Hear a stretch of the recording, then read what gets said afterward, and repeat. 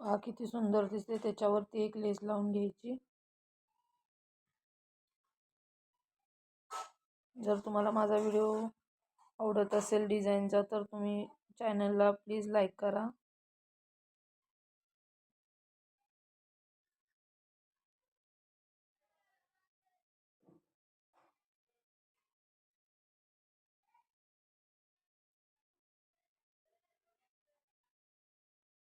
दोन्ही बाजूला आपण डिझाईन लेस लावून घेणार आहे त्या डिझाईन वरती। खूप अशी सुंदर डिझाईन बनवून तयार आहे। आपण याला नंतर नॉड लावून त्यातला 2 लटकन करणार आहोत।